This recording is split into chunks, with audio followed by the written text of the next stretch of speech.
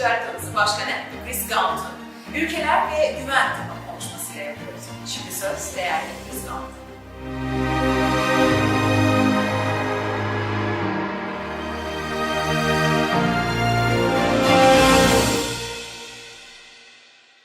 I'm delighted to be here as a speaker at the Trust Conference in Istanbul. Enjoying some wonderful weather at this moment in time. I've been self-isolating for the last 4 weeks, getting used to what is the new normal. I think it's a very appropriate subject to be discussing at the conference, trust. I think we will see the consequences of COVID-19 in relation to trust.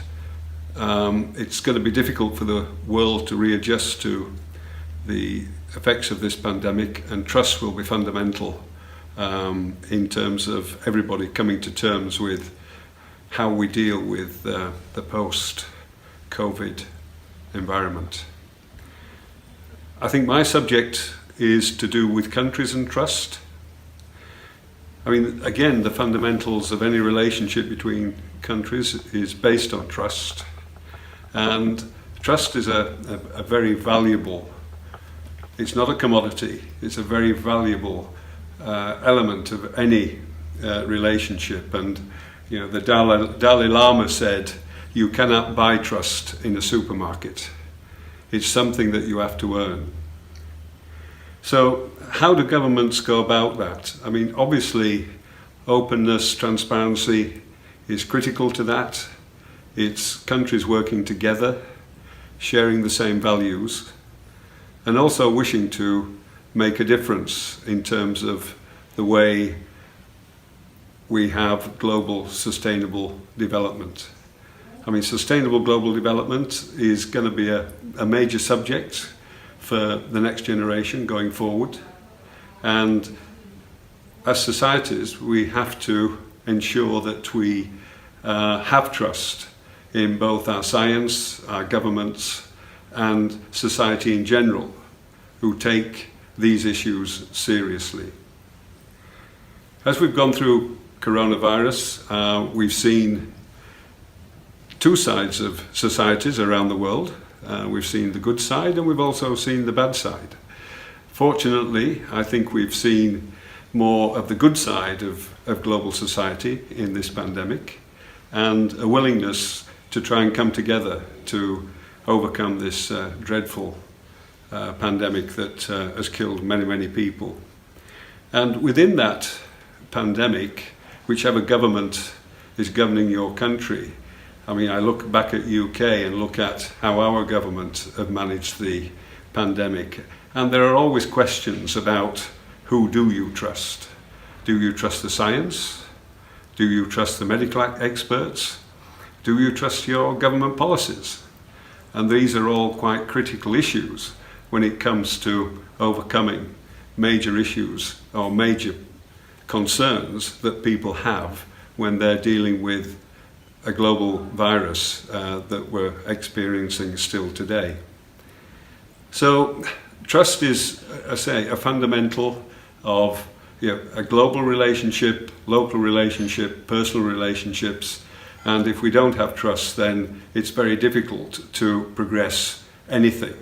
And it's vitally important that governments come to realise that as we do go forward, then as we have already established globalization, if we start to have a lack of trust, then we're starting to fragment into more nationalist policies within governments. We're looking at more isolation of governments and protectionism of governments. And for me, that's not the way that we should be working. And if we want to overcome some of these issues, it will be trust that actually drives that. I'm very confident that the relationship between our government and Turkey is very positive.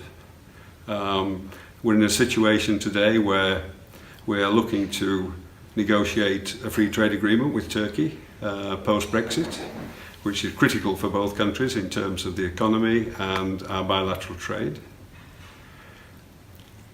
Turkey is also looking to negotiate a new customs union which will also enhance their economy in terms of having more access to EU markets. And all those negotiations will only be successful if they are done with an established shared values and trust. And I'm confident that in our negotiations we are working towards achieving that objective of reaching a new free trade agreement with Turkey. It's critical to our economy, critical to the Turkish economy, and we have two willing governments who want to achieve this particular goal. And when you have two willing partners in any negotiation which have trust, then the likelihood is you'll have a successful conclusion to that agreement. And this is what we expect, this is what we're working to, and that will be of mutual benefit to all. It also has an effect on the social environment in both our countries. We have a lot of Turkish students coming to UK, which we want to increase. We want to see more investment from Turkish companies into UK. And one thing that UK does offer is an element of security for investors, as we see countries from all over and investors from all over the world who do invest in UK because they see it as a safe environment to invest their money. And it's governed by trust, it's governed by rule of law, it's governed by transparency. And what we see is more and more companies establishing in UK, including Turkish companies. And again, it all comes back to this element of trust, which everybody looks for. If we, in our marriage, if we don't have trust, we're going to have problems. If we have issues within our workplace, if we don't have trust, there will be problems. And it's been shown by various analysis and statistics that where we have leadership, ethical leadership, and empathy, and the ability to understand what people actually value, then the people that work for you will be more committed, more loyal, and be more productive. It's been shown that where there is an element of lack of trust in organisations, the efficiency, the productivity is less than you would get in a more open, democratic workplace. When I've been involved previously, when I was working with Coca-Cola, we could see in our various funding rounds, talking to investors, potential investors, during our IPO. One of the questions that was being asked at that particular time was, where are we with corporate governance and corporate social responsibility? It was obvious then, and I go back to 2004, 2005, that investors particularly had more confidence and trust in companies that not only had strong corporate governance and also had and practiced corporate social responsibility. They valued those companies far more than companies that didn't have these in place or had them on paper but were not practicing them. So no matter where you look, whether it be in business, whether it be in politics, whether it be in just our daily lives, trust is vitally important. I think another aspect, just going back to COVID, and I've talked about COVID quite a lot, but the situation we have found ourselves in during this terrible, terrible pandemic is we've had to isolate, we can't go out, we've resorted to having deliveries to home, buying on the internet, all things that many people never did before. But because they've now had to engage with these services that probably they didn't trust before, but now they've experienced them and they've found that they can trust home delivery, they can trust the companies that are providing services delivered to home. And they're actually finding that it's perfectly okay, that it's something that they can trust, it's easier to deal with, it's more convenient, it doesn't take up their time. So as a consequence of COVID-19, I think we will see a change in the future when it comes to retail, where consumers are more inclined to use internet buying than they were previously going to shops. So it will have an effect on the retail sector around the world. I think we're already beginning to see it. And I think there'll be more focus on digital transition, because there will be a major move towards engaging with digital in order to ensure that when we come across major issues like the current pandemic, that we are prepared and we're able to deal with it in a way that is both giving trust to people and also making sure that they're protected. So I'll be looking forward to listening to the other speakers and what they have to say in their respective areas of specialism on how we link all this together.